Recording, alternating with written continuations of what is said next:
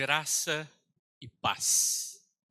É bom estar aqui, rever irmãos, irmãs e poder celebrar aquele que é digno de receber toda a honra, toda a glória e todo o louvor. Te convido à leitura bíblica de Lucas, capítulo 10, versículos 38 a 42. Lucas 10, 38 a 42, diz assim o texto sagrado: Quando eles seguiam a viagem, Jesus entrou numa aldeia e certa mulher chamada Marta hospedou-o na sua casa. Marta tinha uma irmã chamada Maria, que assentada aos pés do Senhor, ouvia o seu ensinamento. Marta agitava-se de um lado para o outro, ocupada em muitos serviços. Então se aproximou de Jesus e disse: Senhor, não se importa com o fato de minha irmã ter deixado que eu fique sozinha para servir? Diga-lhe que venha me ajudar. Mas o Senhor respondeu: Marta, Marta, você anda inquieta e se preocupa com muitas coisas, mas apenas uma coisa é necessária. Maria escolheu a boa parte, e esta não lhe será tirada. Um texto bem conhecido, um texto que algumas pessoas já nem gostam, porque dizem assim: Jesus parece menosprezar o trabalho de quem está querendo servir. Mas vamos entender um pouquinho o que é que o texto tem a nos ensinar. Nós vivemos num tempo de muita correria, né? É uma corrida frenética. Estamos tão acostumados aí com o barulho ou o vibrar do celular que qualquer hora a gente pega rapidinho e quer saber o que é que aquele barulho vai trazer. É um WhatsApp? É um telefonema? É alguma outra notificação que eu deixei? Nós vivemos num tempo em que a pressão é tão grande para a gente ter que cumprir metas, seja na vida profissional, mas também na vida familiar, na vida em sociedade e até na igreja.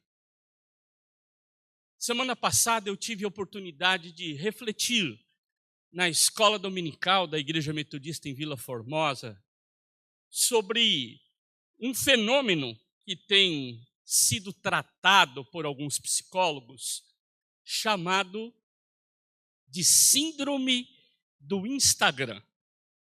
Síndrome do Instagram é para falar de um fenômeno que lá nos Estados Unidos eles abreviaram como FOMO, Fear of Missing Out, o medo de ficar de fora, o medo de estar perdendo algo. Então a pessoa ela fica conectada o tempo inteiro e preocupada. Será que não estou perdendo algo? Uma ansiedade. Vocês se lembram de uma história clássica de Lewis Carroll, Alice no País das Maravilhas? Tem vários personagens lá.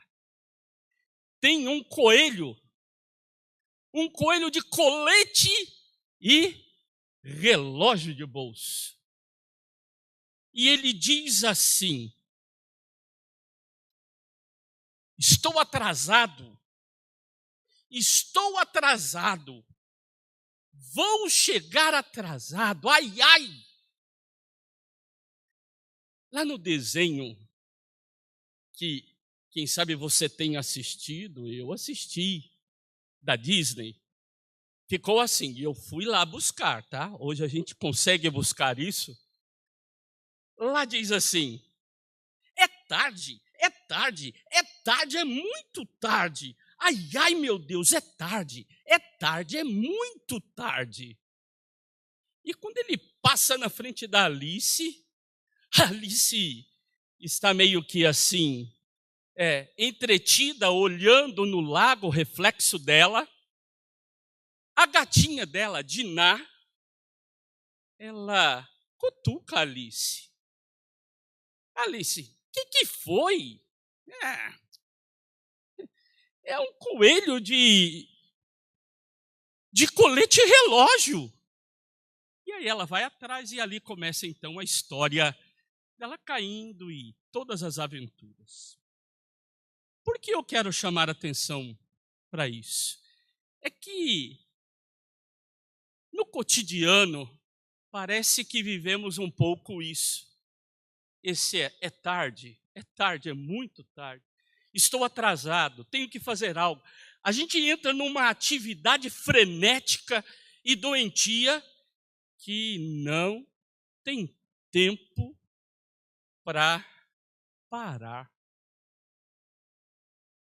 O texto que nós fizemos a leitura, contando a experiência de Marta e de Maria, apesar de estar distante em tempo, distante em cultura, quem sabe toca um pouco nesse assunto, nessa questão do querer responder com muita atividade e se responsabilizar tanto que perde o que é mais importante ainda.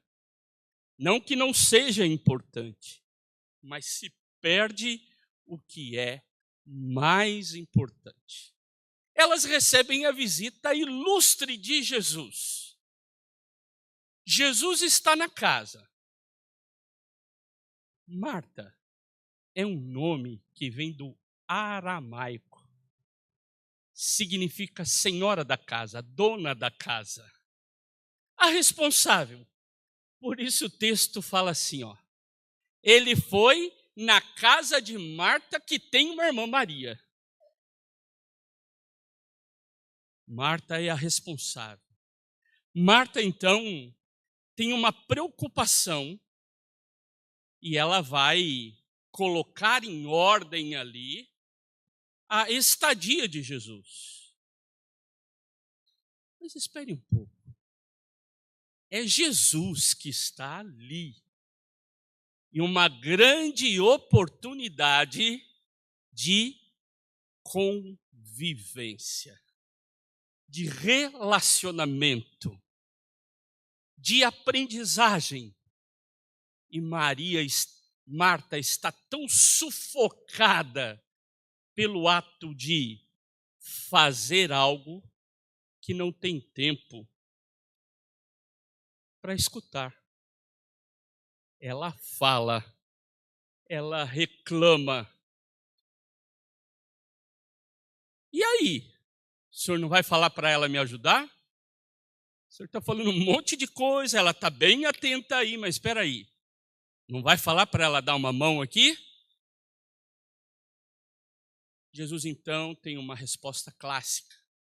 E a gente precisa de entender um pouquinho melhor essa resposta, para não contrapor a ação e a contemplação, mas para trazer para perto, para fazer uma síntese destes dois pontos da vida de um discípulo e de uma discípula de Jesus. Por isso, eu trago aqui 3 pontos para a nossa reflexão, para entendermos o que seria um discipulado autêntico e equilibrado à luz deste texto. Primeiro,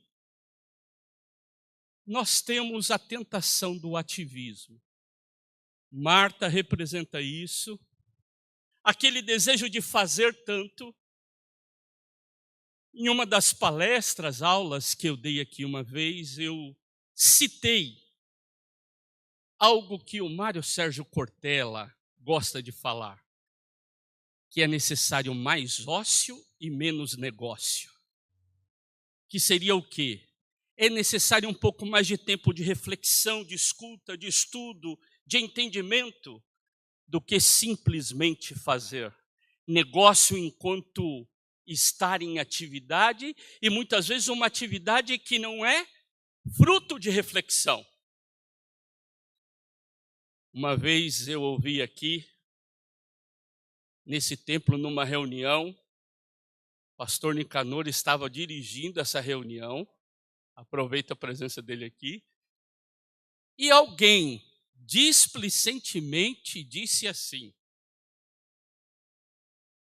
a gente sai rasgando, depois volta costurando.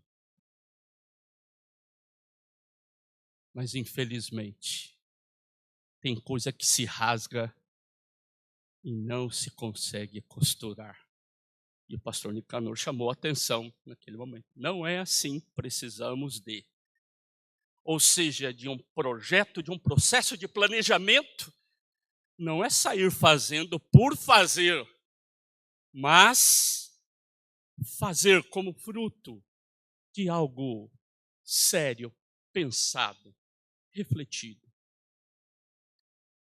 Um dos problemas é que Marta, ela está tão envolvida na atividade que ela não tem tempo para escutar. Ela não tem tempo para ouvir. Me parece que a igreja contemporânea também tem dificuldades para ouvir. Dificuldade para se colocar diante da palavra e ouvir e aprender e entender o que nós chamamos de escuta ativa, ou seja, algo que interage de verdade com o texto, porque ela está preocupada ou em falar, ou em cantar, ou em fazer. Então, o tempo é tempo de atividade, de programa. Igreja boa é aquela que está cheia de atividade. E aí vamos emendando uma atividade na outra, e na outra, da campanha para campanha, e a igreja está cheia, com crente tipo Marta, estressado e reclamando. Ou não? Somos poucos. Será que os outros não vão fazer, só nós? Será que às vezes essa ideia de que a igreja boa é a igreja grande, então nós vamos crescer, e um crescer que a gente pergunta o do porquê, para quê, e não sei, ser grande. Crescimento como fruto de algo natural é bem melhor do que algo forçado. Marta tem dificuldade de parar para ouvir. Um segundo ponto que eu quero chamar a atenção é a primazia da palavra, da Bíblia, do ensinamento. Ela é quem dá o direcionamento. É o tempo de ócio, de cuidado, de tempo para pensar, de tempo para refletir, de tempo para ouvir a voz do Senhor, que vai calibrar as nossas ações, que vai regular o nosso GPS, aquilo que nós vamos fazer.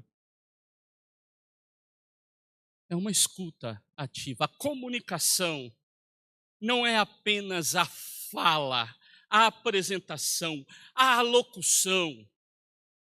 A comunicação é falar, ouvir e dar continuidade nessa conversa, a partir do que o outro disse. E o que o outro disse muda a minha fala, senão se tornam 2 monólogos. Você já teve assim algum tipo de conversa assim? Onde uma pessoa está falando, na hora que ela para respirar, a outra entra e na hora que a outra para respirar, aquela ali continua falando o que estava falando, sem levar em conta o que essa disse. E essa vai fazer o mesmo. 2 monólogos e nada de diálogo.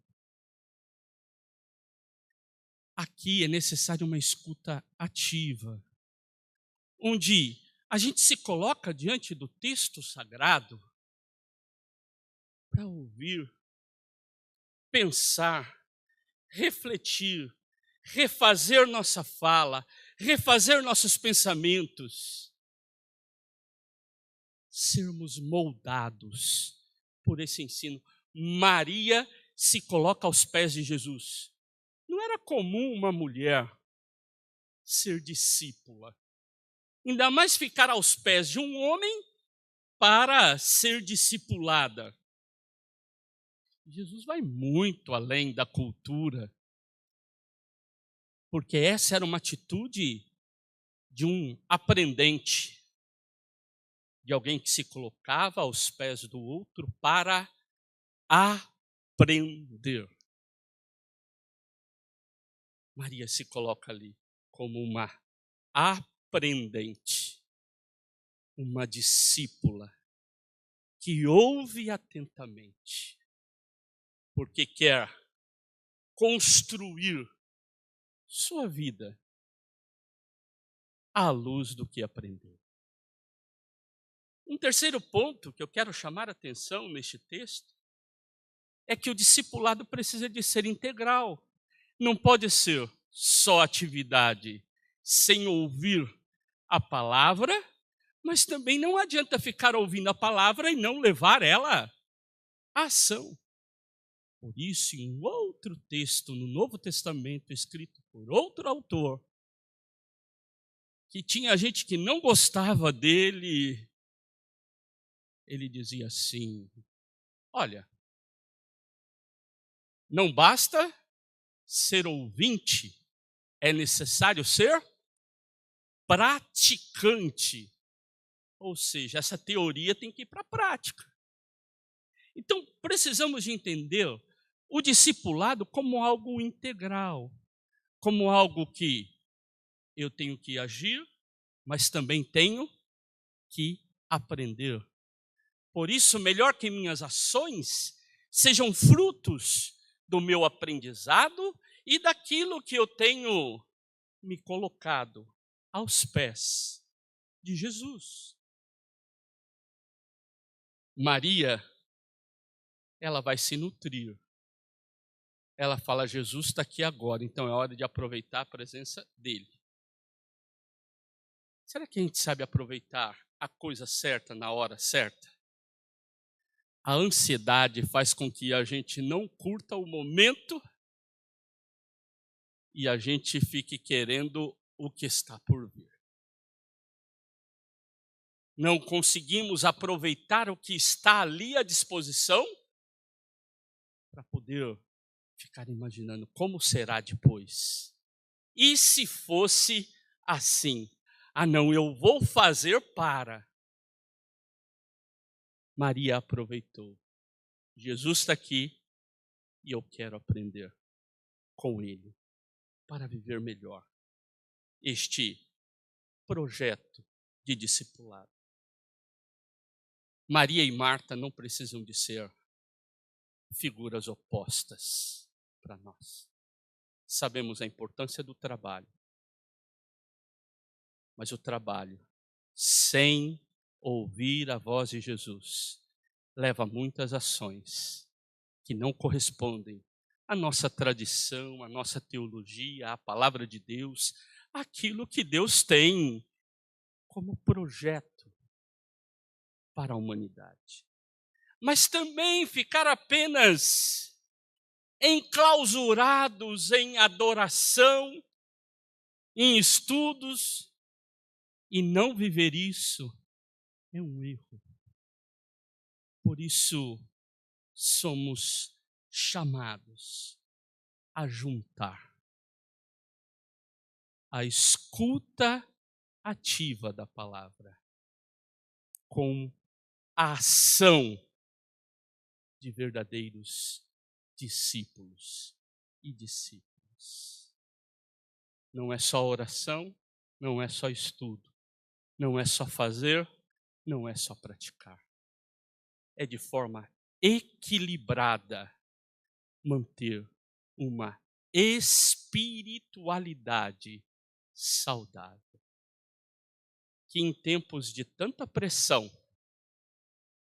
em busca do discipulado perfeito, eu e você, à luz deste texto, possamos, com serenidade e sabedoria, buscar equilíbrio para a glória de Deus, para o avanço da missão e para o crescimento do reino, não da instituição. Deus tenha misericórdia de nós, nos dê graça, alegria em servir e para viver com autoridade espiritual os valores do reino. Feche seus olhos.